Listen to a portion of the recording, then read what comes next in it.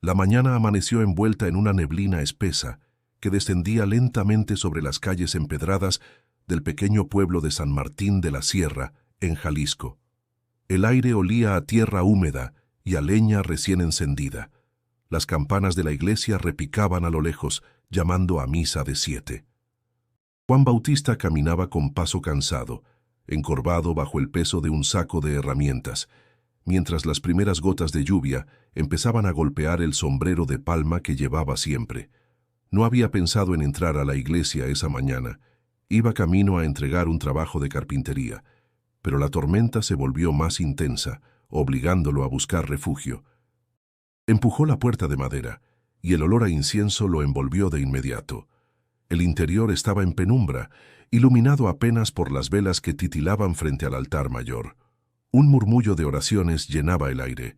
Juan se sentó en la última banca, sacudiéndose el agua de los hombros.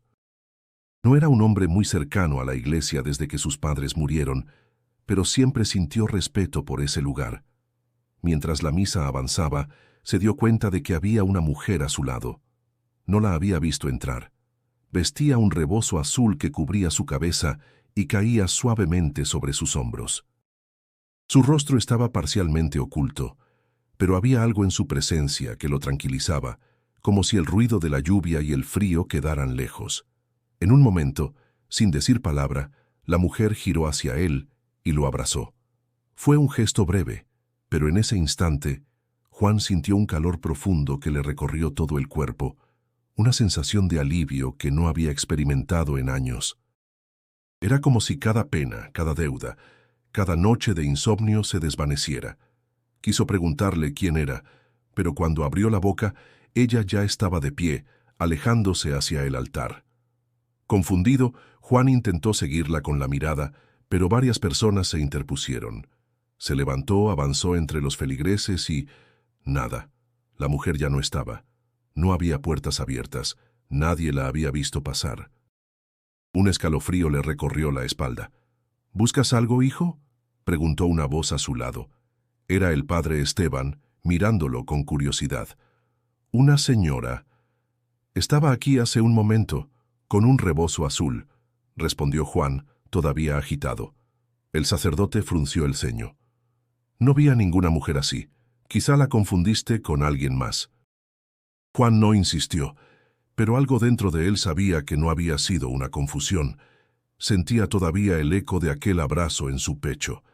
Salió de la iglesia cuando la lluvia cedió un poco, caminando lentamente por la plaza, incapaz de sacarse de la mente la imagen de aquella mujer.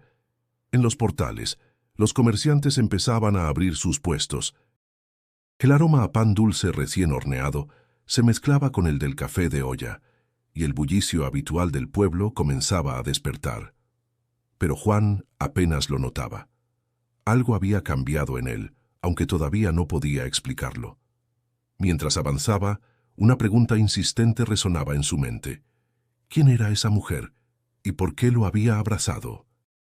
Y si quieres descubrir junto conmigo la verdad detrás de este misterio, no olvides suscribirte a este canal, porque lo que voy a contarte es apenas el principio de una historia que cambiará todo.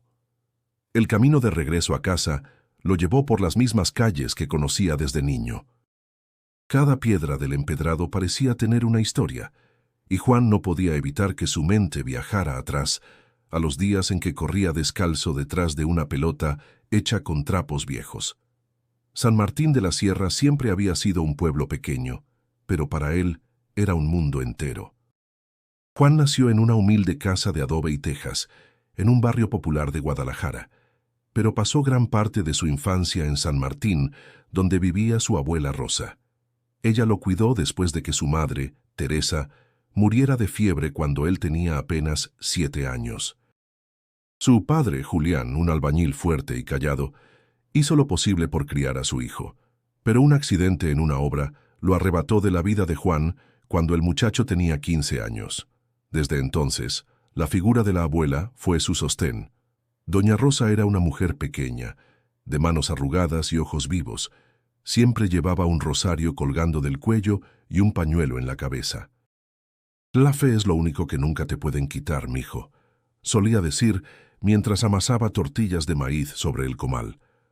Fue ella quien le contó, desde muy chico, historias de apariciones marianas en pueblos cercanos, relatos que escuchaba con atención mientras afuera la lluvia golpeaba el techo de lámina. «Dicen que la Virgen se aparece cuando más la necesitas, Juanito», susurraba, con ese tono que mezclaba ternura y reverencia. «No siempre la reconoces, pero siempre está ahí». De niño, Juan creía en esas palabras con la pureza de la inocencia, pero la vida, con su peso y sus golpes, fue desgastando esa fe. La muerte de sus padres lo obligó a trabajar antes de tiempo, primero ayudando a un carpintero local, don Aurelio, y luego montando su propio taller con herramientas prestadas. Su vida se convirtió en un ciclo de trabajo y deudas, sin mucho espacio para soñar. Aún así, nunca dejó de visitar a su abuela los domingos. Ella le preparaba café de olla con piloncillo y buñuelos, y siempre encontraba el modo de recordarle que había algo más allá de las preocupaciones diarias. «No te dejes hundir, mijo», decía. «La vida no es solo pagar cuentas y comer. Tienes que escuchar lo que Dios te quiere decir». Juan asentía, pero por dentro dudaba. Para él, Dios guardaba silencio. Y sin embargo, después del abrazo en la iglesia, aquellas palabras antiguas de su abuela resonaban con más fuerza que nunca. Ese día, al llegar a su casa, se sentó frente a su mesa de trabajo. Las virutas de madera cubrían el suelo, y el olor a cedro recién cortado le recordó que había aprendido ese oficio como una herencia indirecta de su padre, que había sido un hombre de manos firmes y orgullosas. El silencio del taller lo envolvió, y se sorprendió a sí mismo recordando escenas de su infancia, su padre levantándolo en hombros durante las fiestas patronales, su madre cantando mientras tendía la ropa, la voz de la abuela narrando historias bajo la luz amarilla de una lámpara de aceite. Juan sabía que gran parte de su carácter venía de esas raíces. La resiliencia de su madre, la dignidad de su padre, la fe de su abuela. Y aunque últimamente todo parecía derrumbarse, con deudas, clientes escasos y noches de insomnio, algo en lo profundo le decía que aquel abrazo no había sido un simple gesto. Mientras pasaba la mano sobre una pieza de madera recién lijada, un pensamiento se formó con nitidez. Quizá la vida le estaba abriendo una puerta que no entendía todavía. Pero, ¿sería capaz de cruzarla? No lo sabía. Lo único que tenía claro era que la imagen de la mujer del rebozo azul lo acompañaría cada día que pasara, y de algún modo sentía que su historia con ella apenas había comenzado.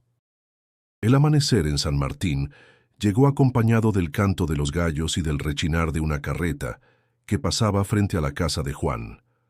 Él ya estaba despierto desde hacía horas, mirando el techo de madera con el ceño fruncido. Sobre la mesa, junto a su taza de café frío, descansaba un sobre arrugado con el sello de don Carmelo.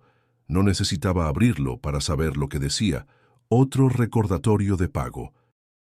Don Carmelo no era un prestamista cualquiera. Vestía siempre de traje oscuro, incluso bajo el sol ardiente, y su voz pausada escondía una dureza que todos en el pueblo conocían. Juan le debía una cantidad que había crecido como maleza, entre intereses y retrasos. El dinero lo había pedido meses atrás para comprar madera fina para un pedido grande, pero el cliente canceló de repente y la inversión se volvió una carga. Ese mismo día, mientras barría el taller, escuchó pasos pesados en la entrada. «Buenos días, Juanito», dijo la voz grave de Carmelo acompañado por su asistente, un joven alto y callado llamado Elías. Juan tragó saliva y dejó la escoba a un lado. «Buenos días, don Carmelo. ¿A qué debo la visita tan temprano?» «Ya sabes a qué», respondió el hombre, con una media sonrisa que no llegaba a los ojos. La fecha de pago venció hace 2 semanas. Juan intentó explicar que estaba terminando un par de trabajos y que pronto tendría el dinero, pero Carmelo lo interrumpió con un gesto de la mano. «No me gusta repetir las cosas. Si en 15 días no pago, me quedo con este lugar. Y créeme, no soy hombre de palabras vacías». Cuando se marcharon, el silencio en el taller se volvió más pesado que nunca. Juan apoyó las manos en la mesa, sintiendo que el mundo se le cerraba encima. Sabía que no era fácil conseguir tanto dinero en tan poco tiempo, especialmente con la clientela escasa que había en el pueblo. Ese mediodía, Mateo, su mejor amigo, pasó a visitarlo. «Te ves como si hubieras visto un fantasma», comentó, dejando un par de empanadas sobre la mesa. Juan suspiró. «No es un fantasma, es peor. Carmelo vino. Me dio 15 días para pagar o se queda con el taller». Mateo soltó un silbido largo. «Ese hombre no bromea, Juan. Ya le quitó la tienda a don Ricardo el año pasado». «Lo sé, pero no puedo dejar que se lleve lo único que tengo». Mateo le sugirió vender algunas herramientas para juntar algo de dinero, pero Juan sabía que eso sería como cortar sus propias manos. Sin ellas no podría trabajar, y sin trabajo no habría salida. Por la tarde, mientras lijaba una puerta para distraer la mente, escuchó la voz de doña Elvira, una vecina mayor que siempre pasaba a saludar. «Mijo, ¿te ves cansado? ¿Todo bien?» Juan dudó un instante antes de responder. «Más o menos, doña Elvira. Estoy atravesando un momento difícil». Ella lo miró con ojos comprensivos y le apretó el brazo. Cuando uno siente que ya no puede más, es cuando más debe confiar. No te rindas. Sus palabras le recordaron, sin querer, aquel abrazo en la iglesia, y aunque la preocupación lo mantenía atado, sintió por un momento una pequeña chispa de esperanza. Esa noche, sin embargo, el peso de las deudas volvió a aplastarlo. Se acostó sin cenar, escuchando el sonido lejano de un perro ladrando y el viento golpeando las ventanas. En su mente, el rostro serio de Carmelo aparecía una y otra vez, como un recordatorio de que el tiempo corría y la amenaza era real. Antes de cerrar los ojos, se hizo una promesa silenciosa. No permitiría que ese taller, construido con tantos años de esfuerzo, cayera en manos de un hombre que solo sabía lucrar con la desgracia ajena. Pero ¿cómo lograrlo? Esa respuesta, por ahora, seguía oculta. El amanecer llegó envuelto en un cielo gris, como si las nubes estuvieran tan cargadas de incertidumbre como él. Juan se levantó sin haber dormido bien. La amenaza de Carmelo y la imagen de la mujer del rebozo azul se mezclaban en su cabeza como un nudo imposible de desatar. Mientras bebía un café amargo, tomó una decisión. Tenía que volver a la iglesia y encontrarla. A media mañana cruzó la plaza con paso rápido. Los vendedores ofrecían tamales y atole. Los niños corrían detrás de un balón, pero él no veía nada más que la fachada de piedra de la parroquia. Entró, sintiendo otra vez el olor a incienso, y caminó directo hacia el altar. Observó cada banca, cada rincón, con la esperanza de reconocerla. Nada. El padre Esteban estaba acomodando unos candelabros cuando lo vio. «Juan, hijo, qué gusto verte otra vez», dijo con una sonrisa cordial. «Padre, necesito hacerle una pregunta», respondió Juan, serio. «El otro día, aquí mismo, una mujer me abrazó. Llevaba un rebozo azul y desapareció antes de que pudiera hablar con ella. ¿No la vio?» El sacerdote frunció el ceño, pensativo. «Te dije que no recuerdo a nadie así». «Pero», hizo una pausa, «hay cosas que no siempre se explican con los ojos. A veces el corazón ve más que la vista». Juan apretó la mandíbula. «No creo que fuera una ilusión. Lo sentí aquí», se tocó el pecho, «como si algo cambiara dentro de mí». El padre lo miró con atención. «Hay historias antiguas en este pueblo, de encuentros que transforman vidas. No te cierres a la posibilidad de que recibiste un mensaje, aunque no lo entiendas todavía». Después de la charla, Juan se quedó sentado en una banca, observando las velas encendidas y escuchando el eco de sus propios pensamientos. Tal vez el padre tenía razón, pero la duda era más fuerte que la fe que había perdido hace tiempo. Al salir, decidió preguntar en las tiendas cercanas. Entró a la miscelánea de doña Teresa, quien lo recibió con una sonrisa. «Doña Tere, ¿ha visto usted a una mujer de aquí, más o menos de mi edad, con un rebozo azul?» Ella pensó un momento. «No, mijo, y créeme, En este pueblo, uno se entera de todo. Si hubiera una mujer así, ya la hubiéramos comentado en el mercado. La respuesta lo dejó más inquieto. Caminó por las calles empedradas, saludando mecánicamente a los vecinos. Cada puerta que preguntaba, cada "no la he visto" que recibía, solo aumentaba el misterio. Al caer la tarde, decidió volver al taller, pero sus pasos lo llevaron de nuevo hacia la plaza. En una banca, un anciano tocaba la guitarra cantando un viejo corrido. Juan se detuvo un momento. La voz del hombre tenía un tono melancólico que le recordó las historias de su abuela. «¿Y tú qué buscas, joven?», preguntó el anciano, interrumpiendo la canción. «A alguien», respondió Juan sin pensarlo. «Una mujer que me abrazó en la iglesia y desapareció». El hombre sonrió de forma enigmática. «A veces, lo que buscas no se deja encontrar así nomás». Las palabras le quedaron resonando mientras regresaba a casa. No tenía respuestas, solo más preguntas. Y sin embargo, algo en lo profundo le decía que debía seguir buscando, aunque no supiera por dónde empezar. Esa noche, acostado en su cama, escuchó el viento silbar entre las rendijas de la ventana. Cerró los ojos y volvió a sentir por un instante el calor de aquel abrazo.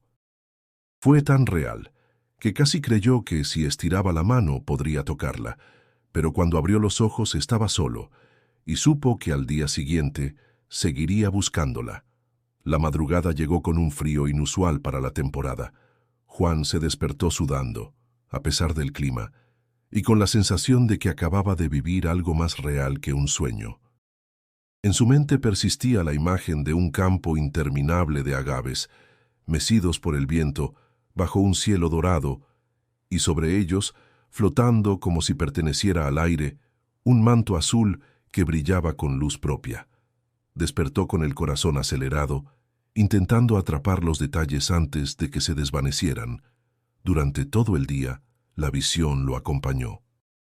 Mientras cortaba tablas y ajustaba bisagras en el taller, su mente volvía una y otra vez a la misma imagen. No era un sueño cualquiera, lo sentía como una especie de mensaje, aunque no supiera descifrarlo. A media mañana, mientras trabajaba en una silla encargada por una clienta, escuchó el timbre de la puerta. Era un hombre que no conocía, vestido con una camisa blanca y sombrero de ala ancha. «¿Es usted Juan Bautista?», preguntó con voz grave. «Sí, a la orden. Necesito que me haga una mesa grande para mi casa en Tepatitlán. La quiero en madera fina». Juan, sorprendido por el encargo, le explicó que ese tipo de trabajo requería un anticipo importante. «No hay problema», respondió el hombre sacando un fajo de billetes y dejándolo sobre el mostrador. «Confío en que hará un buen trabajo». El cliente se marchó tan rápido como había llegado, dejándolo con más preguntas que certezas. Aquella suma de dinero le daba un respiro inesperado para pagar parte de la deuda con Carmelo. ¿Coincidencia?, pensó, aunque algo dentro de él se resistía a creerlo. Por la tarde decidió ir al mercado a comprar madera y algunos clavos. Entre el bullicio de los vendedores, escuchó una voz femenina a su lado. «La fe es caminar aunque no veas el camino». Se volvió de inmediato, pero solo alcanzó a ver a una joven que se perdía entre la multitud. Las palabras le erizaron la piel.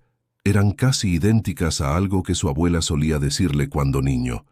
Al volver a casa, el cielo comenzaba a oscurecerse. En el horizonte, una línea de nubes iluminada por el atardecer parecía dibujar la silueta de un manto extendido. Juan se quedó observando con una mezcla de asombro y desconcierto. Esa noche, mientras cenaba un trozo de pan con café, recibió la visita de Mateo. «Me contaron que te cayó un cliente de Tepatitlán con buena paga», comentó, sirviéndose café sin pedir permiso. «Sí, llegó como si me conociera, pero no tengo idea de quién es». Mateo sonrió con escepticismo. «Pues bendito sea Dios, porque lo necesitabas. Aunque no creo que haya ángeles moviendo los hilos, si eso es lo que estás pensando». «No lo sé, Mateo. Últimamente pasan cosas raras». El amigo lo miró con seriedad. «Ten cuidado, Juan. A veces ver señales donde no las hay solo te hace perder el piso». Pero después de que Mateo se fue, El silencio volvió a llenar la casa, y con él la certeza creciente de que algo o alguien estaba guiando sus pasos. No podía explicarlo, pero cada detalle, el sueño del manto azul, las palabras de la mujer en el mercado, el cliente inesperado, parecía formar parte de un patrón invisible. Antes de dormir, abrió la ventana y dejó que el aire frío le golpeara el rostro. Miró el cielo estrellado y murmuró, casi sin darse cuenta: «Si eres tú, no dejes de mostrarme el camino».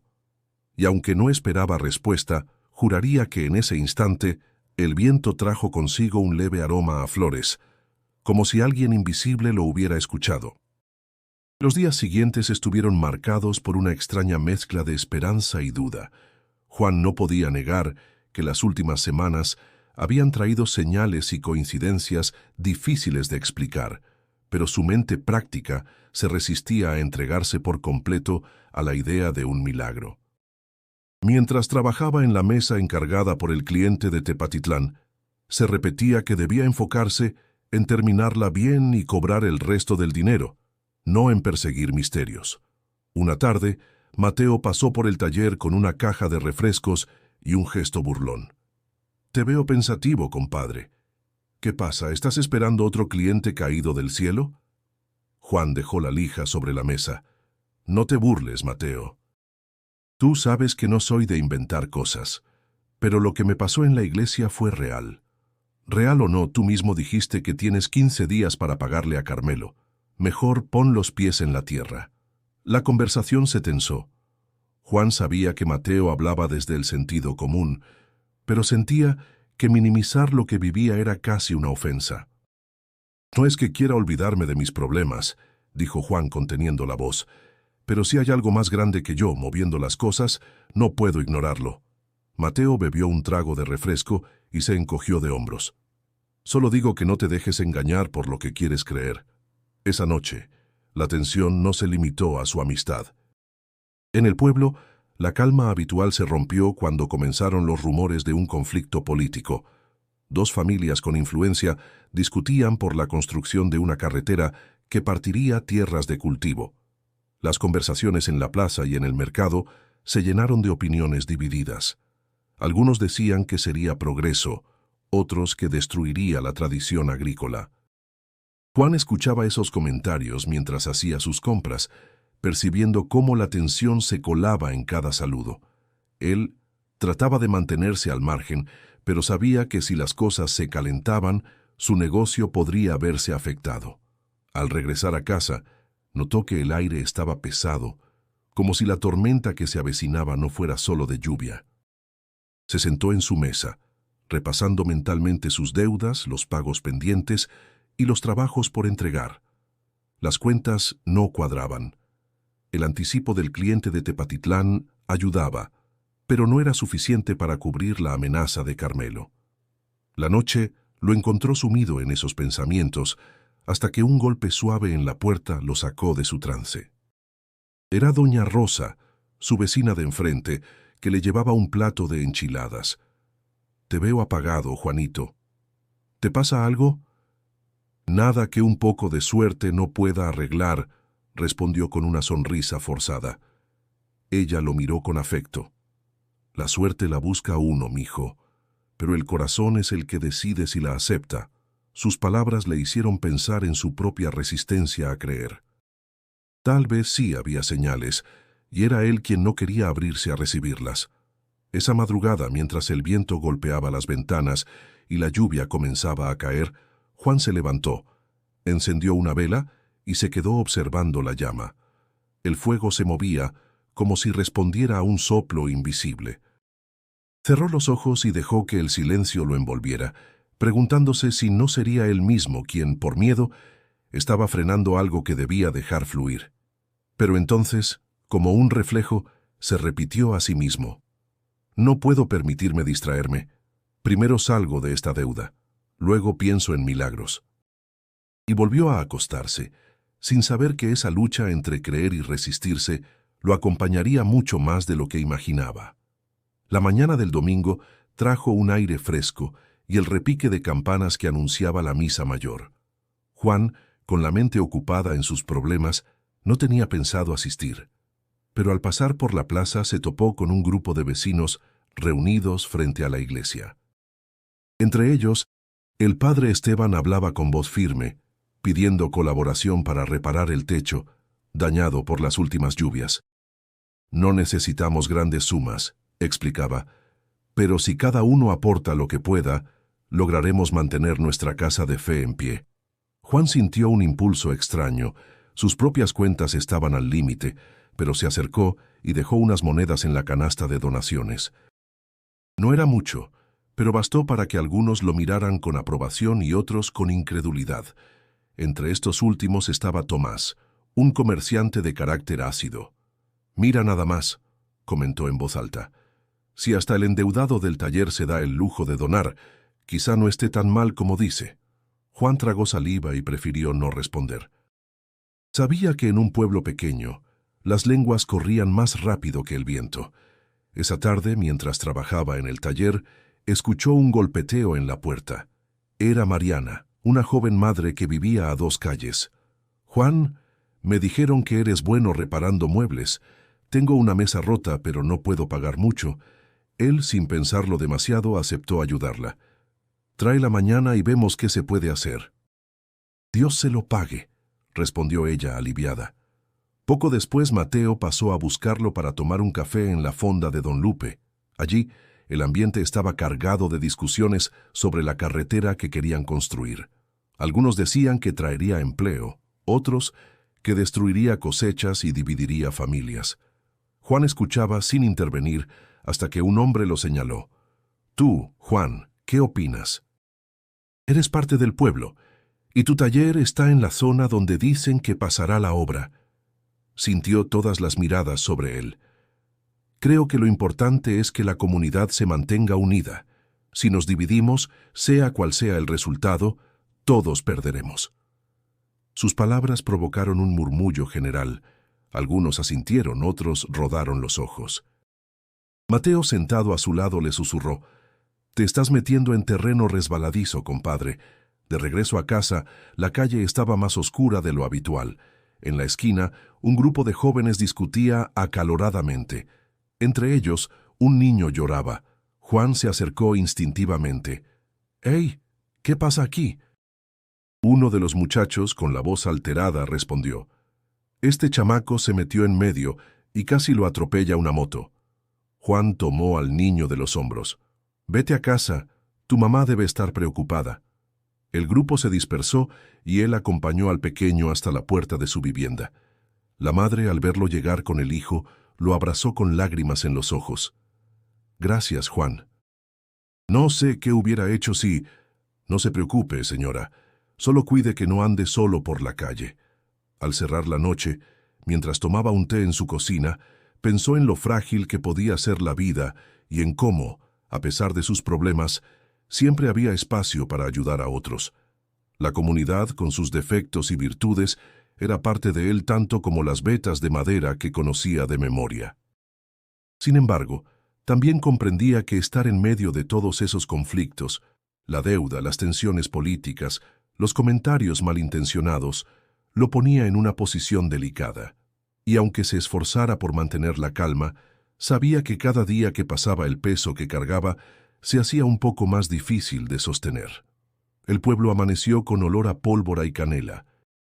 Era día de fiesta patronal, y las banderitas de papel picado coloreaban el cielo.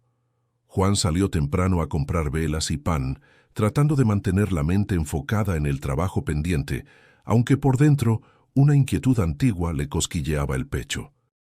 Las tamboras comenzaron a retumbar desde la esquina, y un grupo de danzantes con penachos bordados cruzó la plaza entre silbatos y gritos de alegría. A pesar del bullicio, Juan sentía una calma extraña, como si caminara dentro de un recuerdo. Al entrar a la iglesia, el murmullo de oraciones se mezcló con el crujir de bancas viejas. Encendió una vela frente a la imagen de la Virgen y se quedó en silencio, con la mirada fija en el resplandor dorado. No pidió nada, solo respiró. Entonces, sin aviso, una tibieza suave le recorrió la espalda. No era el calor de tanta gente reunida, era otra cosa, un cobijo familiar que le apretó la garganta. El recuerdo del abrazo volvió con toda su fuerza, tan nítido que casi pudo sentir el rebozo rozándole la mejilla. «Perdón», susurró. «Si estoy entendiendo mal, muéstrame cómo seguir». Al salir, la banda arrancó Las Alazanas y varios niños corrieron alrededor de los puestos de buñuelos. Juan caminó entre aromas de anís y chocolate, sin prisa, hasta que escuchó su nombre. «Juanito, ven acá, muchacho», llamó una voz gastada. Era doña Elvira sentada bajo la sombra de un laurel, con su bastón apoyado en la rodilla y un rebozo gris cruzándole el pecho. Tenía los ojos pequeños, vivos, como si guardaran historias que nadie más recordaba. «Te vi adentro, tan serio que parecía que cargabas a todo el pueblo», dijo sonriendo. «¿Qué te trae tan inquieto?» Juan dudó un segundo y se sentó a su lado. «Me pasó algo raro. Hace unos días una mujer me abrazó en la iglesia. Llevaba un rebozo azul. Sentí una paz que no puedo explicar. Cuando quise hablarle ya no estaba. Nadie la vio. No sé qué pensar». Doña Elvira entrecerró los ojos como si buscara un nombre entre nubes. «Un rebozo azul», repitió lenta. Eso me recuerda a relatos viejos. Mi abuela decía que por estas tierras, cuando los campos de agave se ponen de un verde profundo y el cielo baja con neblina, hay quien recibe consuelo de una señora de azul. No se presenta con títulos, se acerca como una madre, abraza y se va. «¿Y la han visto muchos?», preguntó Juan incrédulo y esperanzado a la vez. «No es cosa de ver con los ojos», replicó ella, «sino de sentir».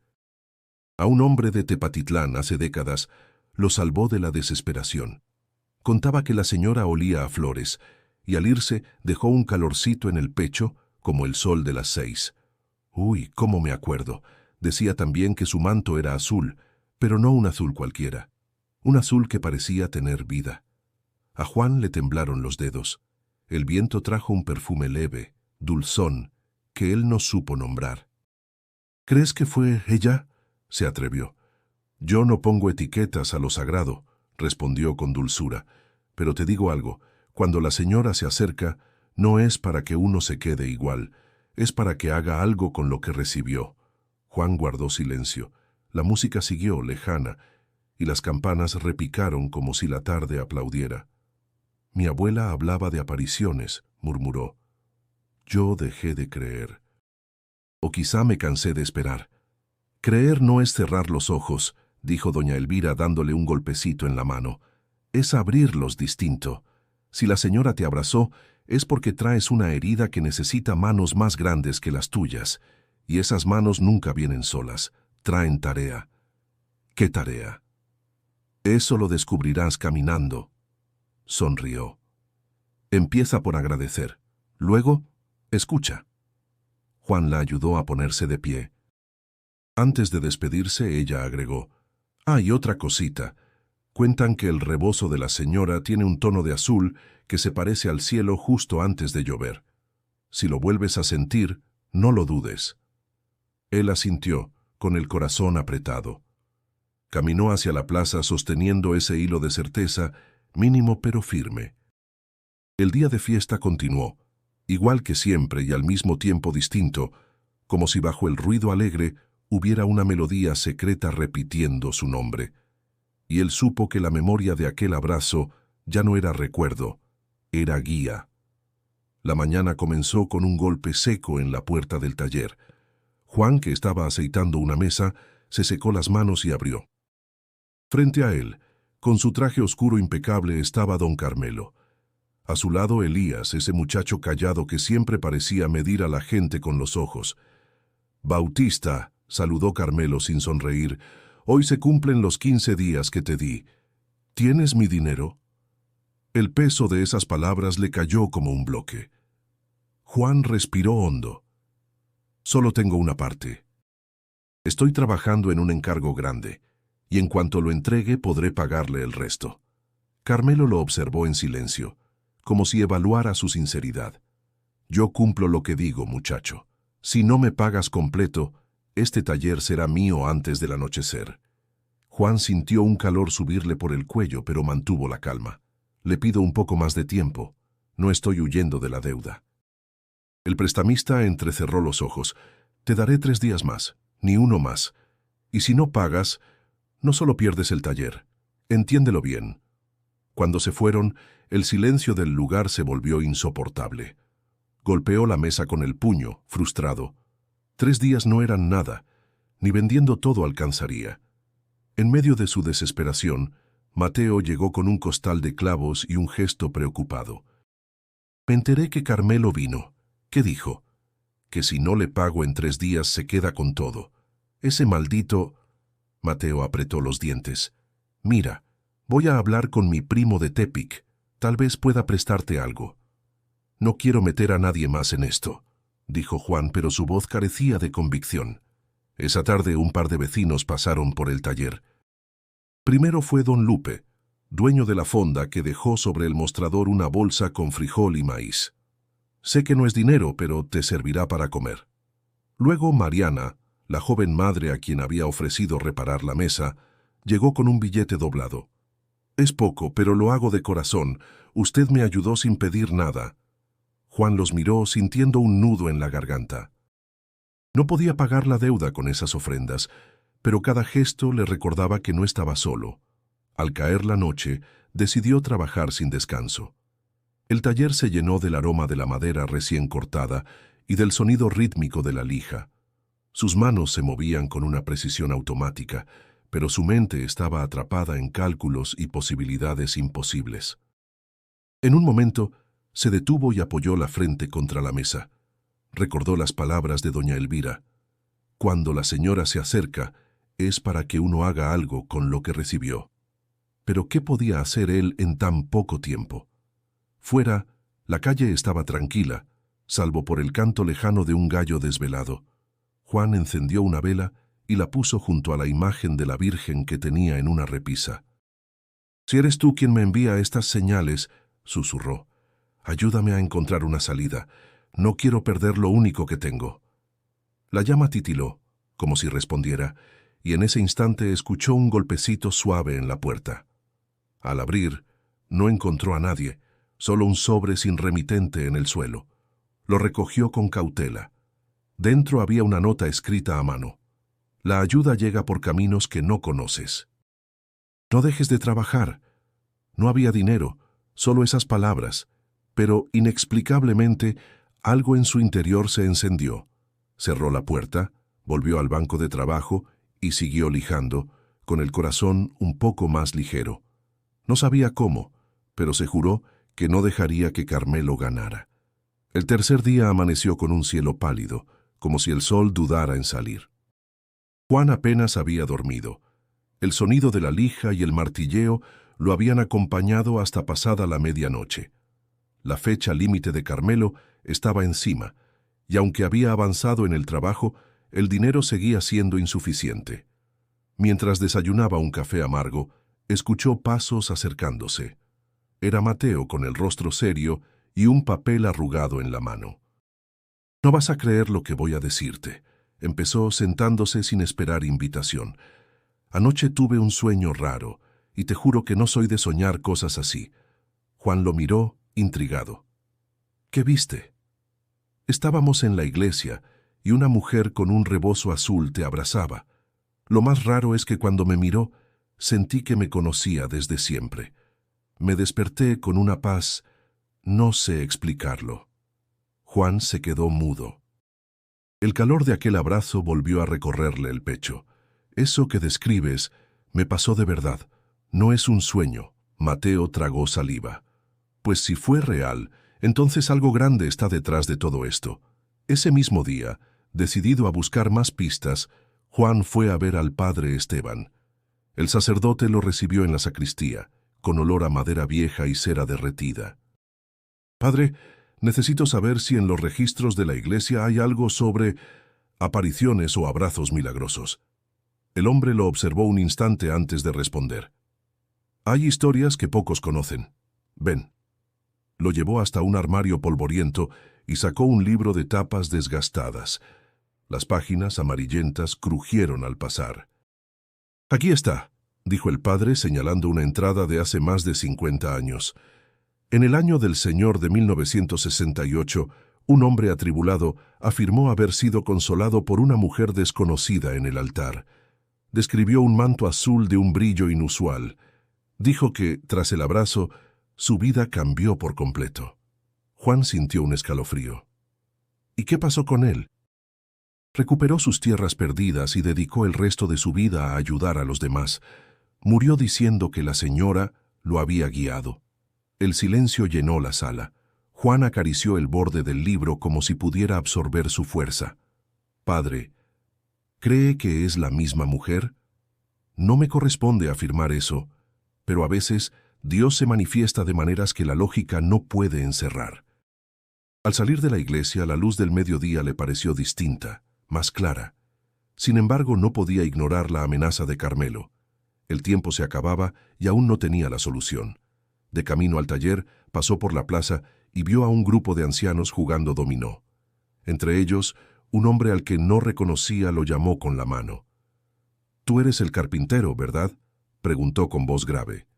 «Sí, señor. Mi sobrino me habló de ti. Dice que trabajas con la madera como si le hablaras. Quiero encargar unas bancas para la capilla de mi rancho. Pago al contado». El monto que mencionó era justo lo que le faltaba para completar la deuda. Juan sintió que el corazón le daba un salto. «Acepto. Puedo empezar mañana mismo». «No, hijo», respondió el hombre con una sonrisa. «Empieza hoy». El camión pasa en 1 hora para llevar la madera. Cuando se alejó, Juan se quedó quieto, con la sensación de que alguien invisible estaba moviendo hilos a su favor. Las palabras de la nota anónima volvieron a su mente. La ayuda llega por caminos que no conoces. Esa noche, mientras afilaba sus herramientas, pensó en todo lo ocurrido.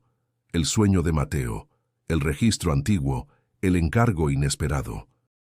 Era como si las piezas de un rompecabezas empezaran a encajar, aunque todavía no pudiera ver la imagen completa. Y por primera vez en mucho tiempo sintió que tal vez la lucha no estaba perdida. El encargo para la capilla del rancho fue el impulso que Juan necesitaba. El pago inicial de aquel hombre desconocido cubrió lo urgente con Carmelo y le dio por primera vez en semanas la sensación de que podía respirar. Sin embargo, en vez de descansar, algo dentro de él lo empujaba hacia otro destino. Recordaba las palabras de doña Elvira y del padre Esteban, y sentía que la historia de la señora de azul no estaba cerrada. 2 días después, al entregar las primeras piezas, el hombre del rancho le mencionó casualmente un santuario mariano en la sierra de Michoacán. «Dicen que allá se siente una paz que no se explica», comentó, ajustándose el sombrero. «Algunos hasta aseguran que han visto cosas que cambian la vida». Juan sintió un eco en el pecho. Esa misma noche decidió que iría. Preparó una mochila con lo esencial: ropa, una cantimplora, un poco de pan y queso. Mateo, al enterarse, frunció el ceño. «¿De verdad vas a dejar el taller ahora que apenas te estás levantando?» «No lo estoy dejando. Solo necesito buscar algo». «¿Algo o a alguien?», preguntó con media sonrisa, pero sin burla. Juan no respondió. El viaje comenzó antes del amanecer. Tomó un camión hasta Zamora y de ahí un colectivo que subía por carreteras estrechas y curvas cerradas. A través de la ventana veía cómo el paisaje cambiaba.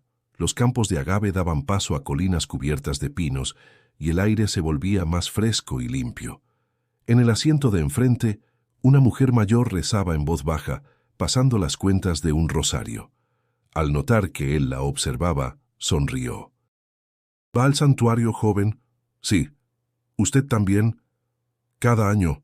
No voy a pedir, voy a agradecer». Sus palabras quedaron flotando en la mente de Juan. Él no estaba seguro de qué buscaba exactamente, pero intuía que no se trataba solo de pedir algo. Al llegar al pequeño pueblo en la montaña, el ambiente era diferente. Las calles empedradas estaban llenas de peregrinos, algunos con velas encendidas, otros cantando alabanzas. El aroma a café recién colado y pan de horno salía de las casas abiertas. Juan decidió caminar hacia el santuario siguiendo el flujo de la gente, pero a medio camino el cielo se oscureció. En cuestión de minutos, la lluvia cayó con fuerza. Los peregrinos se refugiaron bajo portales y techos improvisados. Juan, empapado, divisó a lo lejos una pequeña capilla de paredes blancas y techo de teja, aislada en medio de un claro. Sin pensarlo, corrió hacia ella. El interior estaba vacío, iluminado solo por unas velas que titilaban frente a una imagen de la Virgen. El olor a madera húmeda y cera le resultó reconfortante. Se sentó en la última banca, escuchando cómo la lluvia golpeaba el techo. Sacó de la mochila el pañuelo que perteneció a su abuela Rosa. Lo sostuvo entre las manos, como si a través de él pudiera comunicarse con todo lo que había perdido y todo lo que aún esperaba encontrar. Cerró los ojos y dejó que el silencio, interrumpido solo por el murmullo del agua, lo envolviera. En ese instante, una sensación conocida recorrió su espalda. Calor, ternura, un peso suave sobre los hombros. Abrió los ojos, pero no vio a nadie. Se levantó y dio un paso hacia el altar, con el corazón acelerado. Afuera, la lluvia seguía cayendo, pero dentro de la capilla el aire parecía más tibio, como si una presencia invisible lo rodeara. No sabía si aquello era el comienzo de una respuesta o solo otra señal, pero supo con certeza que no había llegado hasta allí por casualidad. Y, sin entender por qué, sintió que debía quedarse hasta que la tormenta se disipara. La lluvia seguía cayendo como un telón espeso sobre la montaña. Dentro de la capilla, el aire estaba impregnado de ese aroma inconfundible de madera húmeda y cera encendida. Juan permanecía de pie, mirando la imagen de la Virgen, sin saber si moverse o quedarse ahí hasta que el mundo volviera a empezar. Un trueno retumbó a lo lejos, y la llama de una de las velas parpadeó. Entonces, sin previo aviso, escuchó pasos suaves detrás de él. Su cuerpo se tensó. Giró lentamente y la vio. La misma mujer, el mismo rebozo azul que parecía hecho de un cielo imposible. No llevaba prisa ni urgencia. Caminaba hacia él como si el tiempo no existiera. Sus ojos, oscuros y profundos, se posaron en los suyos, y Juan sintió que cada latido encontraba un ritmo nuevo. «Has venido», dijo ella, con una voz tan suave que parecía acariciar el aire. Juan no supo responder, apenas asintió, y en ese momento ella abrió los brazos. Él dio un paso adelante, y el abrazo lo envolvió por completo. No era un simple contacto, era como si cada herida, cada miedo, cada peso invisible se deshiciera dentro de un calor inmenso que no quemaba, sino que curaba. Cerró los ojos. No estaba en la capilla. Se vio a sí mismo caminando por un sendero iluminado, donde los campos de agave se extendían hasta perderse en un horizonte dorado. Escuchó risas lejanas, voces familiares, como si quienes había perdido estuvieran cerca otra vez. «No estás solo», susurró la mujer. «No lo has estado nunca». Juan quiso preguntar quién era, qué quería de él, pero su voz no salía. Una paz tan profunda lo envolvía que las preguntas parecían irrelevantes. En lugar de hablar, dejó que ese instante lo llenara hasta el último rincón de su ser. Poco a poco, la visión se desvaneció y volvió a sentir el suelo de la capilla bajo sus pies. El abrazo se aflojó, y cuando abrió los ojos, la mujer sonreía con una ternura indescriptible. «Confía en lo que viene», dijo, y se apartó lentamente. Juan intentó seguirla, pero en cuanto dio un paso, ella ya no estaba. El silencio volvió, interrumpido solo por el golpeteo de la lluvia en el techo. Miró alrededor desesperado, revisando cada rincón de la pequeña capilla. Nada. Se dejó caer en una banca, respirando agitado. No sabía cuánto tiempo había pasado, pero la sensación del abrazo seguía ahí, como una brasa viva en el pecho. No era imaginación. No podía serlo. Cuando la tormenta comenzó a ceder, Juan salió. El aire fresco de la montaña lo golpeó en el rostro, y con él llegó un aroma dulce, a flores silvestres, que no provenía de ningún lugar visible. Caminó hasta un claro cercano, desde donde se veía el valle entero, y por un instante, el cielo abierto parecía tener el mismo tono que el rebozo de la mujer. Confía, repitió para sí, como si al pronunciarlo pudiera grabar esa palabra en su alma. Emprendió el camino de regreso al pueblo con pasos lentos, dejando que cada detalle del lugar se impregnara en su memoria: el sonido de los pájaros que volvían tras la lluvia, el brillo de las hojas mojadas, la tierra respirando bajo sus pies. No sabía exactamente qué haría al volver, pero sí comprendía que algo dentro de él había cambiado para siempre. El abrazo no solo lo había consolado, lo había encendido, y por primera vez no temía al día siguiente.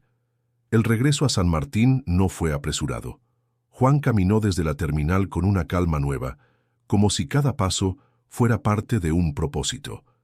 El abrazo en la capilla no era un recuerdo que se desvanecería. Lo sentía todavía, firme, como un fuego quieto que le calentaba el alma. Y con él había vuelto una certeza olvidada. No estaba solo y tenía que actuar. Al llegar al taller, Mateo lo esperaba apoyado en la puerta. «Ya me estabas preocupando, compadre. ¿Dónde te metiste?» «Fui a buscar algo», respondió Juan entrando. «Y creo que lo encontré». Mientras preparaban café, le contó lo esencial del viaje, omitiendo algunos detalles que temía que su amigo tachara de fantasía. Sin embargo, Mateo lo escuchó sin interrumpir. «Entonces, ¿qué piensas hacer ahora?», preguntó al final. «Luchar por el taller, por mi trabajo y por la gente que está pasando lo mismo que yo». Mateo arqueó una ceja. «¿A qué te refieres?» «A que no soy el único que Carmelo tiene ahorcado con deudas imposibles. Si nos unimos, podemos buscar otra salida». Esa misma tarde, Juan comenzó a visitar a vecinos y pequeños comerciantes que sabía que estaban en la misma situación. Algunos lo recibieron con desconfianza, otros con alivio, como si esperaran que alguien diera el primer paso. Les habló de organizarse, de ayudarse entre sí con materiales, contactos y trabajo compartido. En la carpintería, instaló una mesa grande donde comenzó a planificar junto a quienes se sumaban. Allí estaban Mariana, ofreciendo sus habilidades de costura para generar ingresos extra. Don Lupe, dispuesto a aportar comida para quienes trabajaran jornadas largas. Incluso jóvenes del pueblo que podían ayudar en reparaciones y encargos. «No vamos a salir de esto solos», dijo Juan una noche mientras discutían ideas. «Pero juntos sí podemos». El cambio fue rápido. En pocos días, el taller dejó de ser un lugar silencioso y se convirtió en un centro de movimiento. Martillos golpeando, máquinas cortando madera, conversaciones animadas sobre nuevos proyectos. Juan sentía que algo mucho más grande que sus problemas personales estaban haciendo. Una mañana, mientras revisaba unas tablas, Mariana se acercó.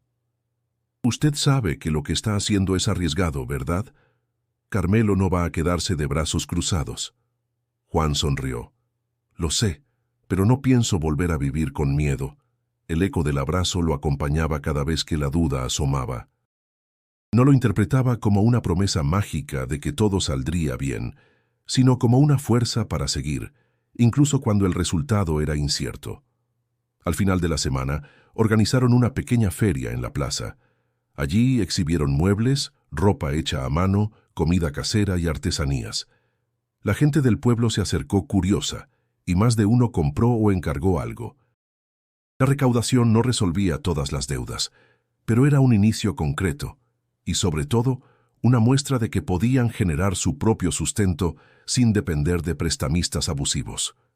Esa noche, reunidos en el taller, celebraron con pan y café. Juan levantó su taza.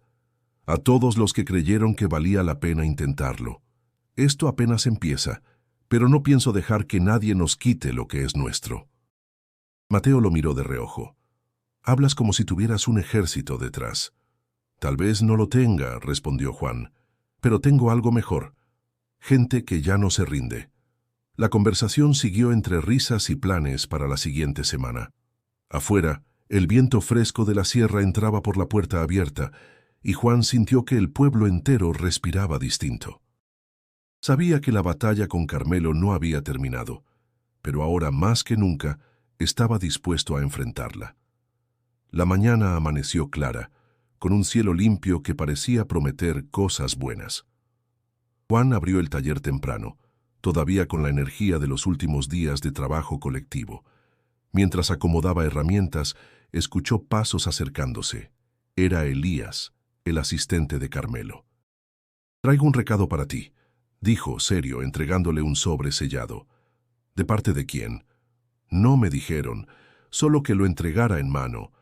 Juan lo abrió con cautela. Dentro había una carta breve y un cheque. La cantidad era exacta para saldar toda su deuda con Carmelo, con un pequeño sobrante. La nota decía: «Para que sigas construyendo, no para que pierdas lo que amas». Considera esto un acto de fe. No había firma. Sintió que las manos le temblaban. Mateo, que justo llegaba, tomó el papel y lo leyó 2 veces. «¿Y esto? ¿Quién lo manda?» «No lo sé, pero con esto puedo pagarle hoy mismo». Decidieron ir juntos a la oficina de Carmelo. El prestamista los recibió con su habitual semblante impasible. «Bautista, no esperaba verte tan pronto». Juan puso el cheque sobre la mesa. «Aquí está todo. La deuda queda saldada». Carmelo lo miró sorprendido por un instante antes de recuperar su tono frío. «Bien, un trato es un trato. Tu taller es tuyo. Por ahora». Al salir, Mateo no podía dejar de comentar: «Esto es muy raro. ¿Quién tendría tanto dinero para ayudarte así sin pedir nada a cambio?» Juan guardó silencio. En lo profundo, una idea comenzaba a tomar forma. El donante podía estar relacionado con la mujer del rebozo azul. Esa tarde, en el taller, reunió a todos los que habían trabajado en la feria y en los proyectos comunitarios. Les contó que la deuda estaba pagada. El ambiente se llenó de aplausos y abrazos. Mariana, con los ojos brillantes, dijo: «Esto es una señal, Juan. No solo para ti, para todos». El trabajo no se detuvo. Con las manos libres de la amenaza de Carmelo, pudieron concentrarse en cumplir encargos y planificar nuevas ventas.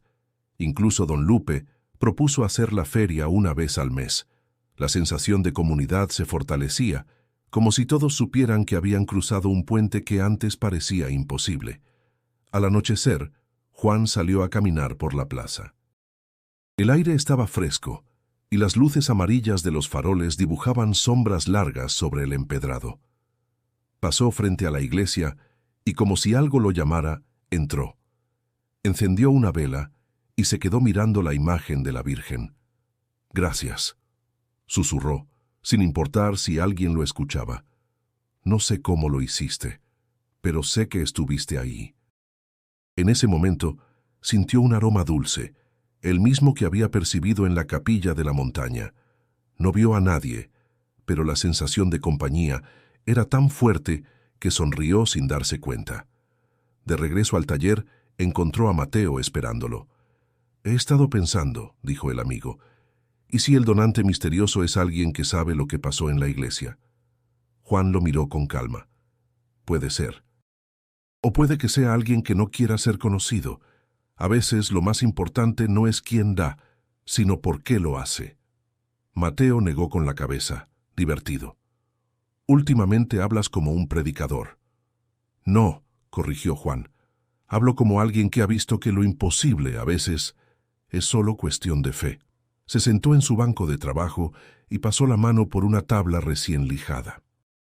La madera estaba suave, lista para convertirse en algo útil y duradero. Así se sentía él, listo para seguir construyendo, no solo muebles, sino una vida nueva. Sabía que quedaban caminos por recorrer, preguntas sin respuesta y retos por enfrentar. Pero ahora tenía algo que no se compraba ni se debía: la certeza de que no caminaba solo.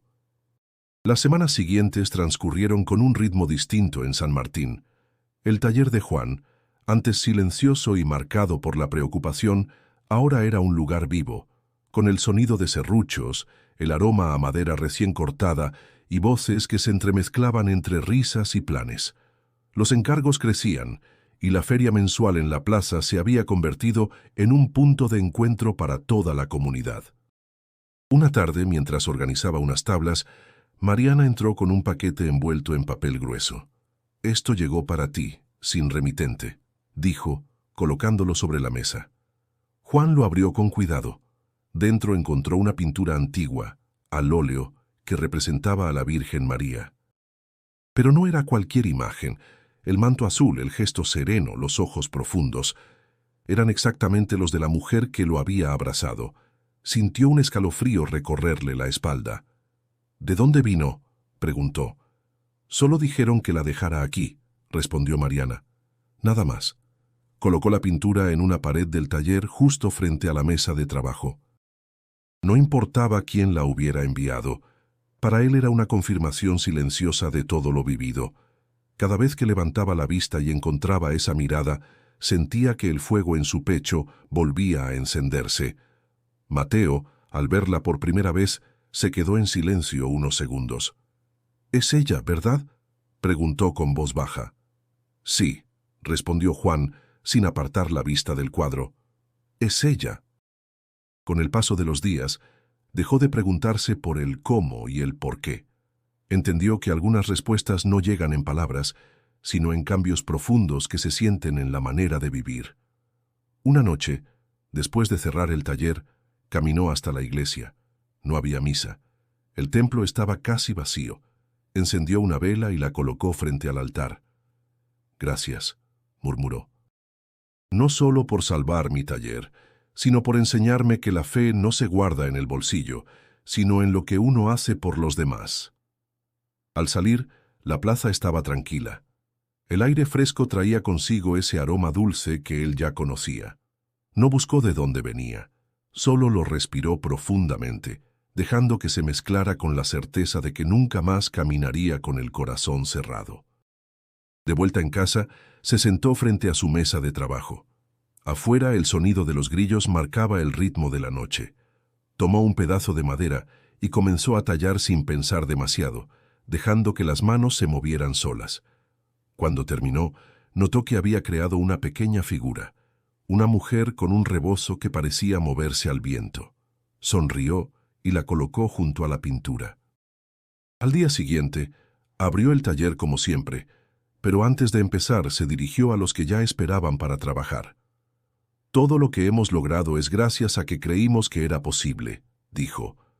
«No olviden nunca que, aunque los días se pongan difíciles, siempre hay un motivo para seguir». La gente aplaudió, y Juan sintió que no eran solo trabajadores o vecinos. Eran parte de una familia que había aprendido a resistir unida. Hoy, si me escuchas contar esta historia, es porque quiero que recuerdes algo. No importa qué tan oscuro parezca el camino, siempre puede aparecer una luz, a veces en la forma más inesperada. Tal vez sea una persona, un gesto, una oportunidad, o tal vez, como en mi caso, un abrazo que lo cambia todo. Si esta historia te tocó el corazón, te invito a suscribirte a este canal para seguir descubriendo relatos que nos recuerdan que lo extraordinario puede estar más cerca de lo que creemos. Y antes de irte, haz clic en el video que ves en tu pantalla ahora mismo. Allí te contaré otra historia que, como esta, te mostrará que la esperanza siempre encuentra la forma de llegar.